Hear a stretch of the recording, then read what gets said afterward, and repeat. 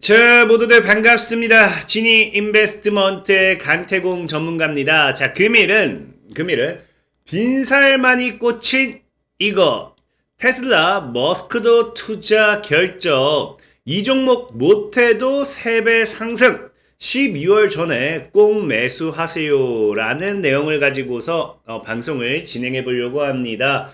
방송을 시작하기에 앞서서 늘 말씀드리는 여러분들의 좋아요, 구독하기, 댓글까지는 많은 힘이 된다 라고 말씀을 드리면서 오늘의 방송을 시작해 보도록 할게요.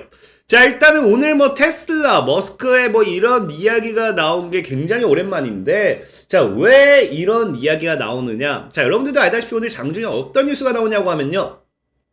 자, 윤석열 대통령이 뭐한다? 테슬라 기가팩토리를 한국에 투자를 할 수 있도록 이제 머스크와 한국 최우선 투자 보지 이렇게 굉장히 제목을 요약을 해놨어요. 요약을 해놨는데, 그냥 이제 머스크와 이 화상통화를 통해가지고, 이 기가팩토리 관련한 이 사업, 어떤 투자를 한국에 해줬으면 좋겠다. 이런 요청을 했고, 그랬더니 머스크는 뭐라고 합니까? 한국을 최우선 투자 후보지 중 하나로 고려하고 있다고 화답을 했습니다. 자, 그러다 보니까 이거 관련되어 있는 종목들이 오늘 장중에 상승세가 좀 나와줬는데, 자, 중요한 거는 이제 기가팩토리에 대해서 아시겠지만, 기가팩토리는 말 그대로 일단은 배터리, 일단 뭡니까? 그 10억을 나타내는 측정 단어인 기가에 기인한다면서 테슬라가 연간 배터리 생산 능력을 확대하기 위한 그러한 이 공장 시설로 보면 돼요. 그래서 이제 배터리 팩이라든지 이런 것들 관련해 가지고 이 하나의 공장을 만든다는 건데, 지속적으로 지속적으로 확대해 나간다는 건데, 여기에 관련되어 있는 투자 이야기가 나오다 보니 사실상 많은 분들이 이게 전기차 쪽으로만 이슈가 되지 않을까 생각을 해보고 있는 것 같아요. 근데 지금 뉴스를 보면은 이게 전기차 쪽으로만 볼 수가 없는 게, 여기도 나와 있다시피 뭐라고 합니까? 일론 머스크는 사실상 이게 전기차, AI 등 한국은 최우선 투자처라는 이야기를 꺼내는 거거든요. 그러니까 기가 팩토리에 중점을 두는 이유는, 일단 윤석열 대통령이 뭐한다? 투자에 대한 부분을 기가 팩토리 관련해서 먼저 꺼냈기 때문이고, 여기에 대한 대답을 일단 머스크는 어떤 식으로 하냐고 하면요, 전기차라든지 인공지능이라든지 이것 관련해서 한국은 최우선 투자처고 부품 이런 것들이 굉장히 좋다, 그런 이야기를 하고 있습니다. 그래서 실질적으로 보면은 정확하게 뭐라고 표현하느냐?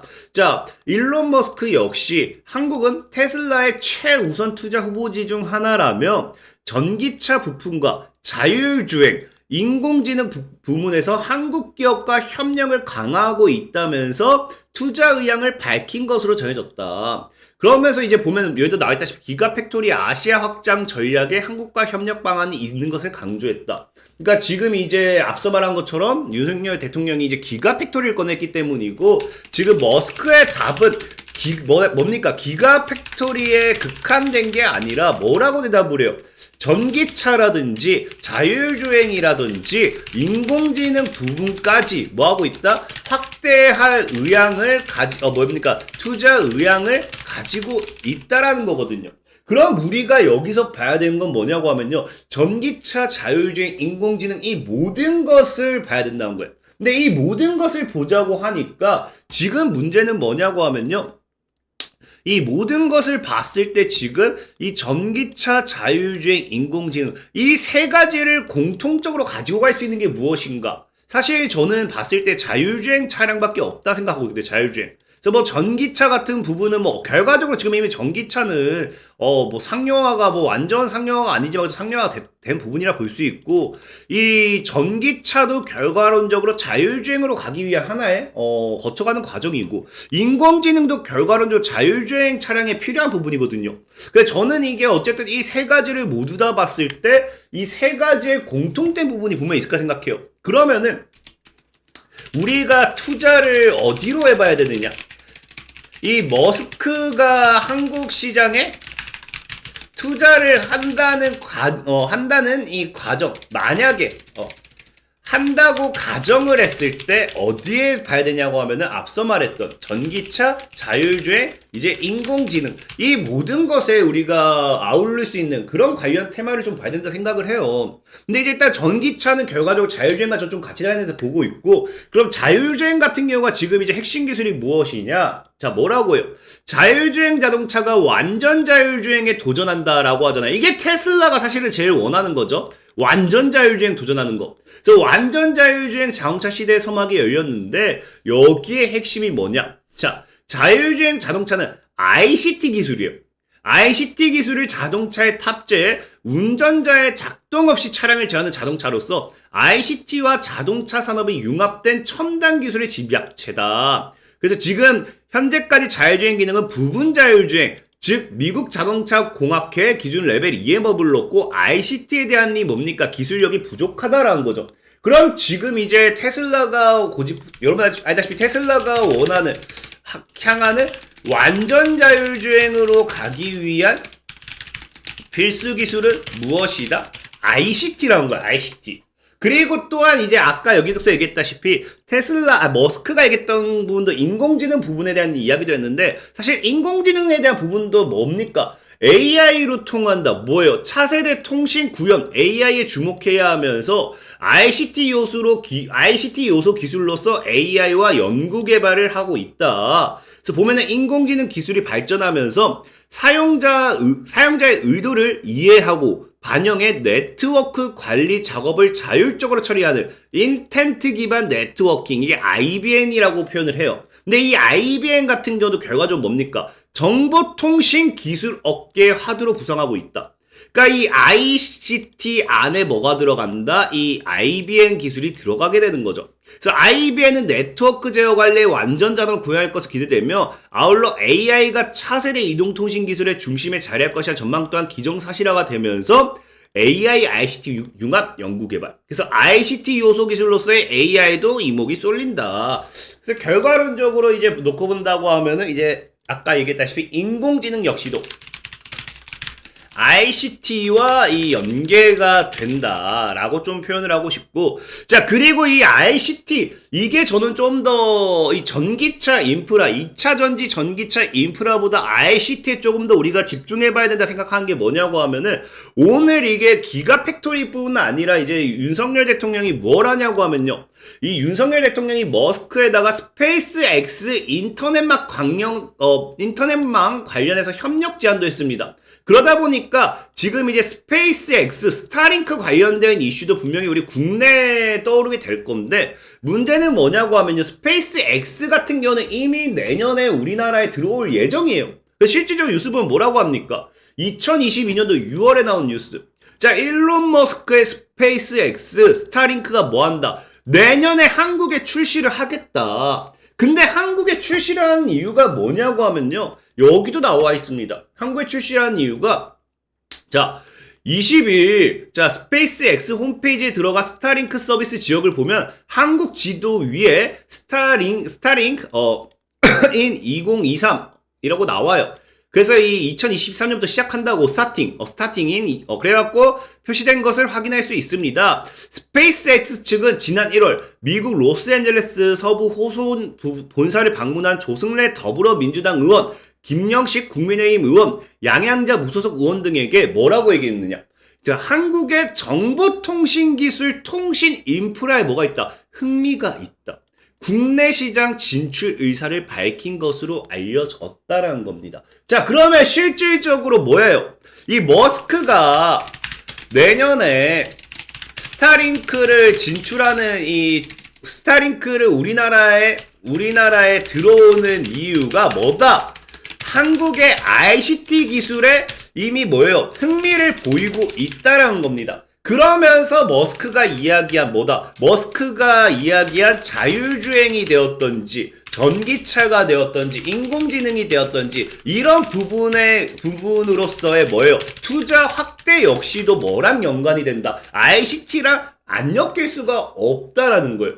그래서 저는 오늘의 이러한 뉴스를 봤을 때 지금 당장 2차 전지라든지 전기차, 이 기가팩토리에 대한 투자 관련되어 있는 모멘텀이 사실 전기차 관련된 부분으로 연결되는 건 맞습니다. 근데 우리가 더 나아가서 뜯어봤을 때는 뭐다? ICT라는 기술을 우리가 좀 눈여겨볼 필요가 있지 않나 라고 좀 말씀을 드리고 싶고, 특히나 이제 ICT 같은 경우는 제가 앞에도 얘기했어요. 빈살만이 꽂힌, 사우디 네옴시티에 빈살만이 꽂힌 이거라고 얘기했는데, 자, 왜 이런 이야기가 나오냐고 하면요. 자, 오늘장에 또 뉴스가 뭐가 나오느냐? 속보가 또 나옵니다. 자, 대통령실이 뭐예요? 한국과 사우디의 양해각서 체결, MOU 체결이 실현 가능성이 매우 높대요. 네옴시티도 굉장히 기대된대요.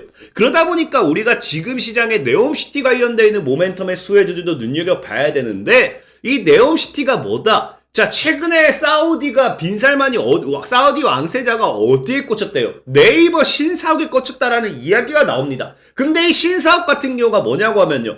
디지털 트윈, 클라우드, 로보틱스 등 회사가 보유한 최첨단 정보통신 기술을 앞서 세운 빌딩이에요. 근데 이게 뭐냐고 하면요. 이 정보통신 기술이 실질적으로 네옴시티의 뭐다? 필수적이다. 그래서 보면 아시겠지만, 자, 초대형 스마트 신도시 네옴시티를 뭐한다? 구현하고 이를 효과적으로 관리하기 위해서는 이 같은 최첨단 정보통신 기술이 반드시 필요하다. 자, 그래서 지금 이 네옴시티, 이 사우디 ICT 같은 경우는요, 사우디 왕세자도 꽂혔고 네옴시티의 필수 기술이다. 자, 그럼 이 ICT 관련되어 있는 모멘텀의 종목들이 안 가야 될 이유가 없다라는 거죠. 특히나 이 ICT, 정보통신 기술 같은 경우도 과거부터 뭐가 이슈가 됐냐고 하면요. 과거에 디지털 플랫폼 정부를 꿈꾸는 윤석열이라고 하면서 이 뭡니까? 대통령이 되기 이전부터 이 ICT 업계에 대한 새바람에 대한 기대가 있었어요. 그렇기 때문에 그 기대감이 있었던 이 상황에서 지금 이러한 것까지 불러온다고 하면요. 이번 윤석열 대통령 정권에서는 뭐가 될 수도 있다. ICT 관련되어 있는 수혜주들이 굉장하게 강한 상승세를 가져갈 수도 있다. 자, 그렇기 때문에 우리가 지금부터 뭐 해볼 필요가 있다. 정보통신기술 관련된 수혜주를 사볼 필요가 있지 않을까. 좀 말씀을 드리고 싶은 거고, 그거 관련되어 있는 수혜주로는 과거에 움직였던 게 이제 대신정보통신이라는 종목이 있어요. 대신정보통신은 지난 1월 정부 주도 사업을 대규모 확보했다는 소식의 상한가 달성을 했고요. 이게 뭐냐고 하면요. 윤석열 국민의힘 대통령 당선인은 그 당시에 디지털 플랫폼 정부 구현과 국가과학기술위원회 설치 등을 뭐한다? 정보통신기술, 과학기술 분야 주요 정책으로 내걸면서 ICT 관련되어 있는 수혜주로 대신정보통신이 굉장히 상승을 크게 했습니다. 그게 언제냐고 하면 이때요. 이때 3월 달에 이렇게 떴다가 시장 무너지면서 무너졌죠. 그리고 다시 바닥을 다지고 있어요.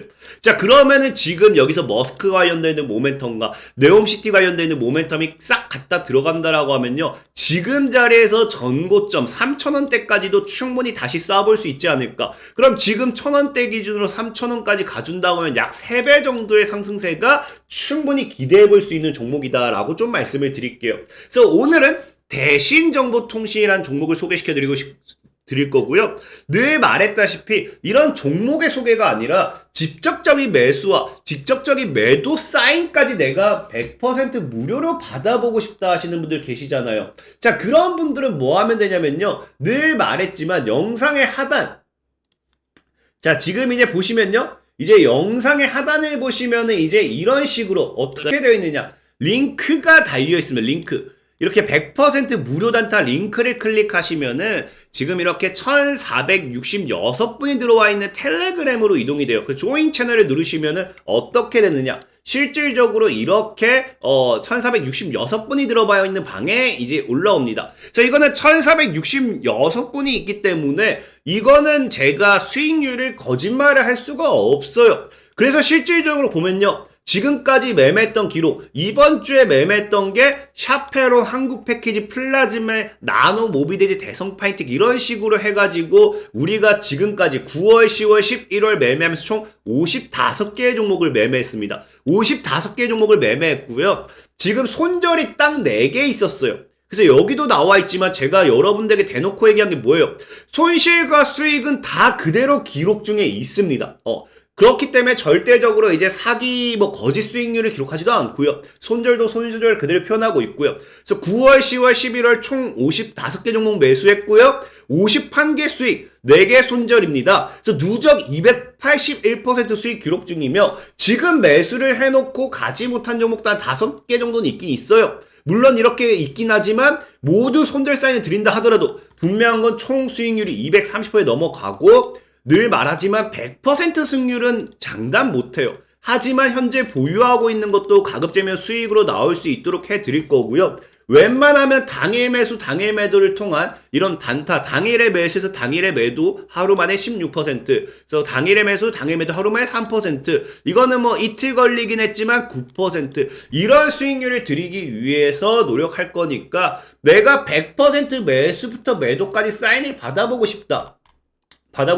어제 같은 경우도 이제 보시면 아시겠지만 어제 같은 경우도 이제 모비데이즈였죠. 모비데이즈. 이제 모비데이즈를 분명하게 우리는 뭐합니까? 뭐 이런 식으로 100% 무료로 매수 가능, 그 다음에 매도 사인까지 다 드려요. 그래서 그냥 확인만 하시면은 여러분들도 수익을 챙겨가실 수 있겠다라고 말씀을 드리고 100% 무료로 운영되는 평생 무료로 운영되는 강태형 전문가와 함께하는 이런 단타를 장중에 해보고 싶다 하시는 분들은 해당 영상 하단의 링크를 클릭하시면 되겠다라고 말씀을 드리면서 오늘의 방송을 마무리하도록 하겠습니다. 자, 지금까지 지니 인베스트먼트의 강태공 전문가였고요. 여러분들의 좋아요, 구독하기, 댓글까지는 늘 많은 힘이 된다라고 말씀을 드리면서 오늘의 방송을 마무리하도록 하겠습니다. 자, 모두들 안녕!